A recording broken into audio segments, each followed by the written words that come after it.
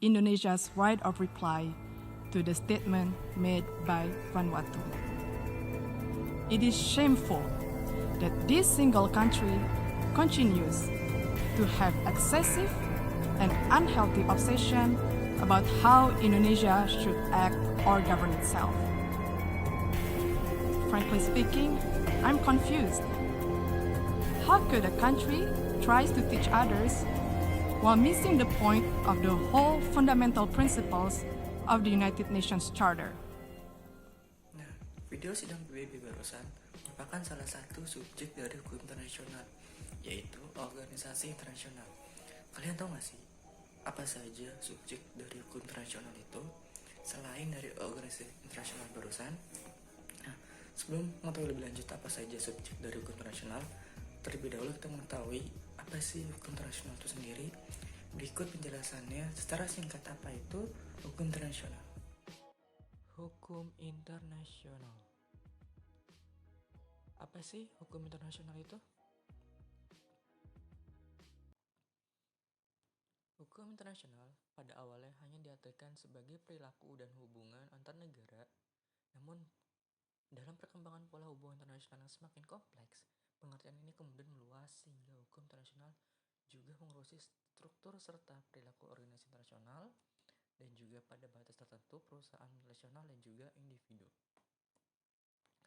Lalu menurut Profesor Dr. Mokhtar Kusumaatmadja, hukum internasional adalah keseluruhan kaidah-kaidah dan asas-asas yang mengatur hubungan atau persoalan yang melintasi batas-batas negara, antar negara dengan negara, negara dengan subjek hukum internasional lainnya. Apa sih tujuan dengan dibentuknya sebuah hukum internasional ini? Tujuannya itu ada dua. Yang pertama, menciptakan sistem hukum yang teratur dalam hubungan-hubungan internasional dengan memperhatikan asas keadilan. Lalu yang kedua, mengatur masalah bersama yang penting dalam hubungan subjek-subjek hukum internasional.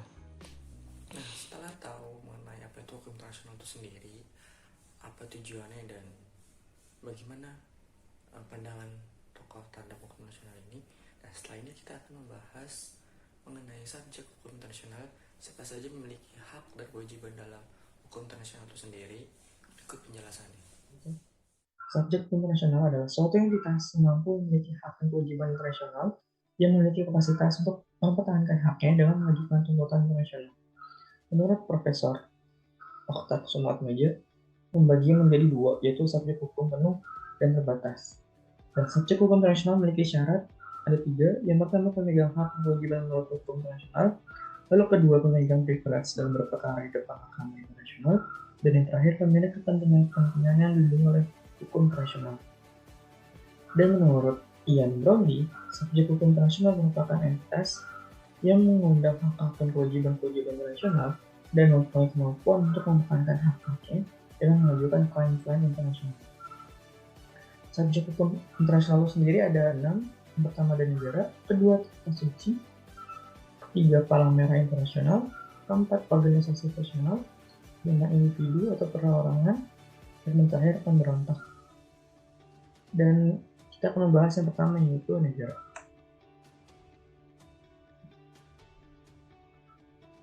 Negara merupakan subjek utama dari hukum internasional, baik tinjau historis maupun faktual. Secara historis, yang pertama merupakan subjek hukum internasional pada awal mula lahir dan bertumbuh hukum nasional, yaitu negara.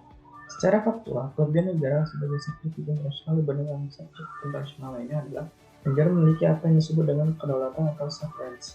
Dan menurut konvensi internasional yang secara tegas merumuskan kualifikasi tentang suatu negara, itu Konvensi Montevideo 1933 tentang hak dan kewajiban negara. Pasal 1 Konvensi Montevideo 1933 mengenai hak-hak dan kewajiban negara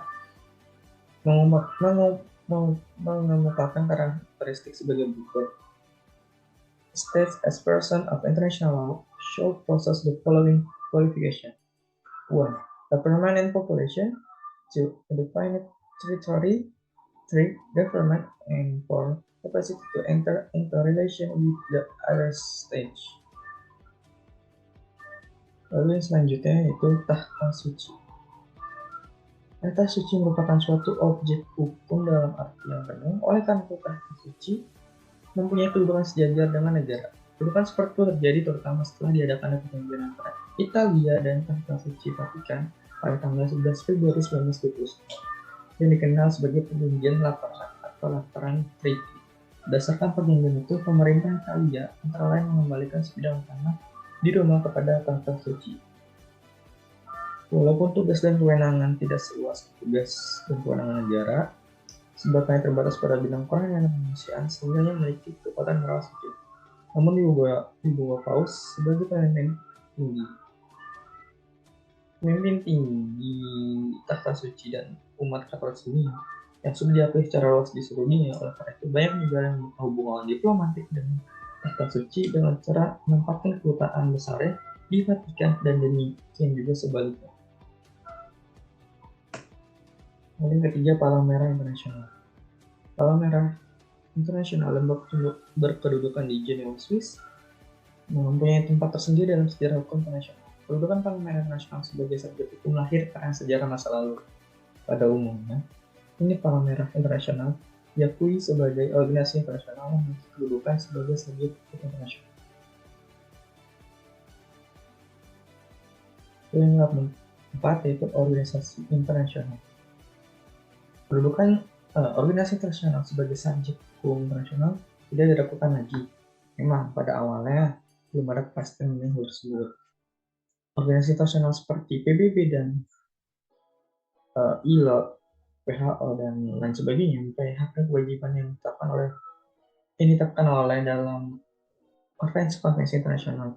Berdasarkan penelitian ini dapat dikatakan bahwa PBB dan organisasi lainnya semacam itu merupakan subjek hukum internasional. Setidaknya hal itu didasarkan pada hukum internasional khusus yang bersumberkan konvensi internasional. Dan agar dapat diakui statusnya di dalam hukum internasional, organisasi internasional harus memenuhi 3 syarat. Yang pertama, adanya persetujuan internasional, seperti instrumen pokok, itu akan membuat prinsip-prinsip yang tujuan, struktur maupun cara organisasi itu bekerja. Lalu yang kedua, organisasi internasional haruslah mempunyai paling tidak satu badan. Dan yang terakhir, organisasi internasional harusnya dibentuk di bawah hukum internasional. Lalu subjek hukum yang kelima yaitu individu atau orang personal. Individu juga dapat dianggap sebagai subjek hukum internasional meskipun dalam arti yang terbatas. Dalam perjanjian perdamaian Versailles tahun 1919 yang mengakhiri Perang Dunia Pertama antara Jerman dengan Inggris dan Prancis bersama sekutunya, sudah terdapat pasal-pasal yang memungkinkan orang perseorangan mengajukan perkara ke hadapan Mahkamah Arbitrase Internasional.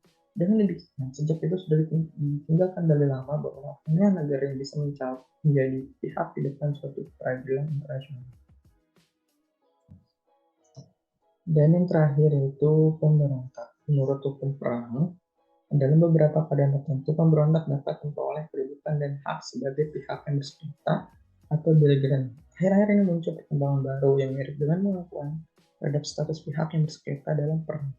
Namun, perkembangan baru tersebut memiliki ciri lain yang khas. Lalu ada 4 unsur yang harus dipenuhi agar kaum pemberontak dapat dikatakan sebagai kaum beligeran atau pihak yang bersengketa. Ada 4 indikator. Yang pertama, kaum pemberontak harus terorganisasi secara rapi dan teratur di bawah pemimpin jelas. Dan yang kedua, kaum pemberontak itu harus menggunakan tanda tangan yang jelas yang menunjukkan identitasnya. Ya, kaum pemberontak itu harus sudah mempunyai sebagian wilayah secara efektif sehingga benar-benar wilayah itu berada dalam kekuasaannya. Yang keempat, kaum pemberontak harus didukung oleh rakyat yang ada di wilayah yang didudukinya tersebut. Dan mengapa sih harus dengan syarat tersebut? Nah, hal ini dikarenakan bahwa hukum internasional hanya mengakui pemberontak dan pihak yang dalam bersengketa bisa dikategorikan sebagai subjek hukum internasional apabila telah memenuhi indikator tadi. Seperti yang dikemukakan Starke, bahwa praktek internasional dalam tahun-tahun akhir ini memperluas jangkauan dan masalah-masalah yang jauh melampaui negara semata, seperti misalnya adalah para pemberontak.